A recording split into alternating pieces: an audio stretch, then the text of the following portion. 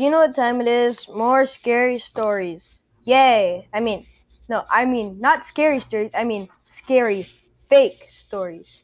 Well, let's just get right into the video. I wonder how bad this is gonna get.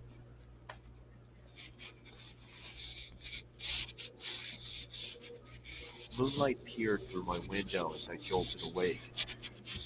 My clamorous breaths disturbed the silence of my dark room. I had just come out of a frightful dream that had me thinking it was all too real. With sweat on my brow, I sat up and grabbed my water from the nightstand and took a sip from the now warmed glass. My hands shook as I recounted my nightmare of the horn-headed man. In my dream, I was walking through my neighborhood, the streetlights flickering as I made my way down the uninhabited sidewalk. Nothing threatening, just a walk through the midnight hours. A block down, I could see a figure in the distance, walking slowly towards me. His What is this black light right here? Why do we need to know about this? steps seemed mismatched and labored. He passed a few houses looking straight ahead, neither looking left nor right. His head was fixed on the sidewalk in front of him. As I was getting closer to my home, I could see him slowly starting to embark on my territory. I quickly rushed to my front door and hurried inside. Through my window, I could see him walk past my property. I was thinking to myself, "Oh God, please have him keep going. Please." He was just about to walk all the way past my front yard when he stopped. His body shifted abnormally as he turned to face my home. He just stood there, looking. I hope this video is just not a whole dream, because that's gonna be a bad video. Not moving, just standing there. The man bore the horned head of a skeletal goat. His body was pale and looked fragile, and his fingers were thin and bony. I thought to myself, what does he want? Slowly, he started lifting a quivering arm and pointed right at me. I started to backpedal into the darkness of my house, when all of a sudden he let out an inhuman screech. That's when I woke up. Too frightened to go back to bed, I turned on the television and saw that the local news for early risers was on. My stomach dropped, my body suddenly turned cold as I listened to the current news report.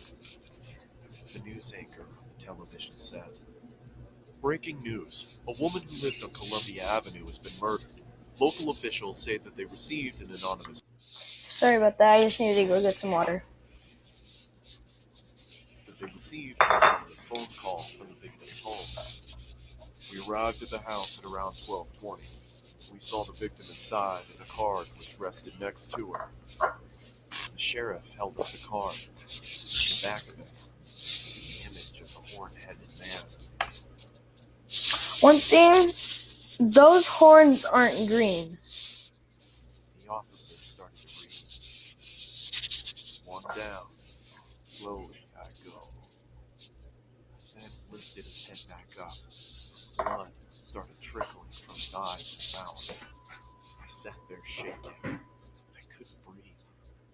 Columbia is just 3 blocks away from me. I jumped out of my bed and ran to my window. Something within me made me want to look outside. That's what I saw. I just stood there, looking, not moving, just looking. A horn-headed man, his body pale and fragile, his fingers thin and bony.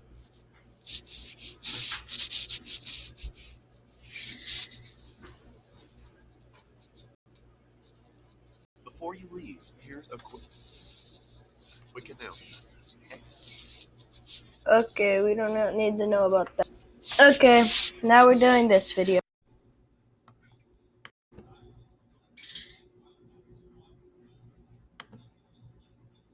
I was taking a road trip in my Mustang, Texas to Arizona to visit my brothers. I usually keep emergency supplies in the trunk.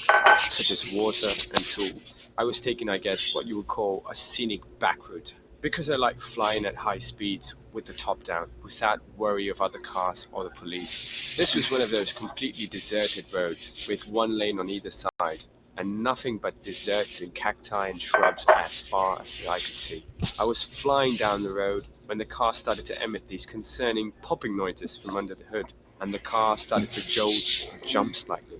I put a heavy foot on the brakes to bring the car from a speeding 90 miles an hour, and then came to a gradual halt. I got out of the car, popping the hood, pretending as if I'd know what to expect or how to go about fixing it.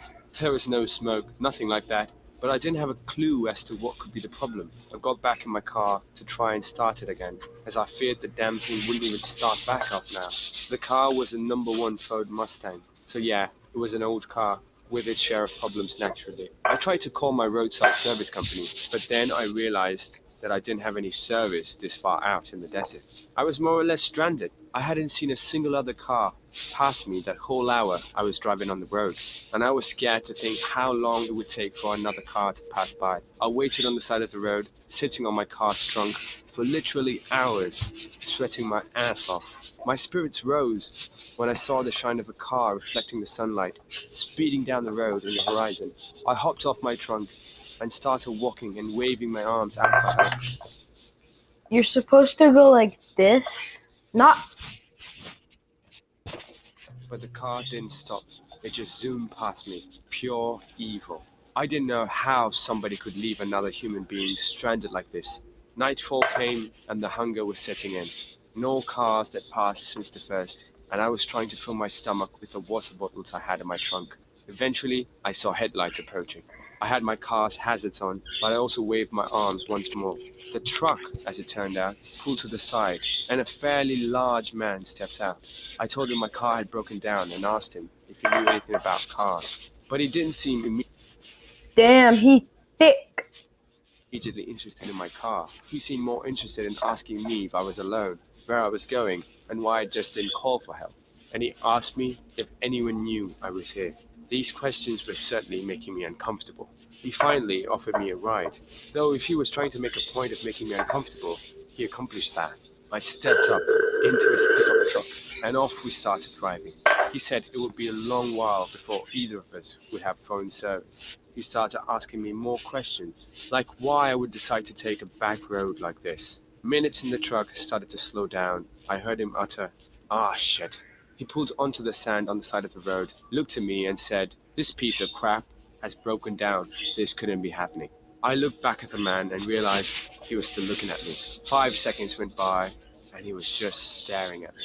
He finally asked me to go and lift up the hood, and he said he would crank up the latch. I can only describe this whole situation as being insanely suspicious. I went in front of his truck with a bit of distance between the front and I and waited to hear a click, meaning that the truck's hood was unlatched. In my head, I was picturing him trying to run me over, and that's exactly what happened. As I took one step towards the truck to try and open the hood, I heard the roar of the engine as the man was on the gas. If I had reacted half a second later, I would have lost my legs or instantly have been killed. I took off running into the pitch black night, looking back You're gonna run faster than a car? Let's see that to see the happen. taillights still there, and then gunshots. Surely gunshots aimed at me.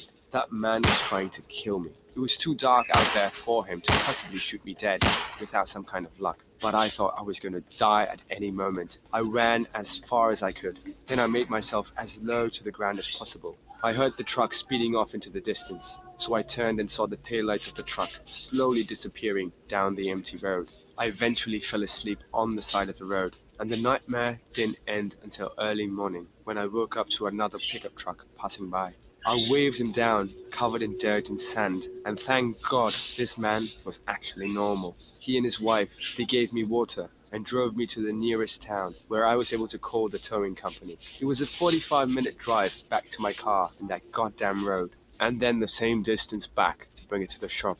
Long story short, this was the worst trip experience of my life. I think someone trying to run you over and then shoot at you isn't something you simply get over.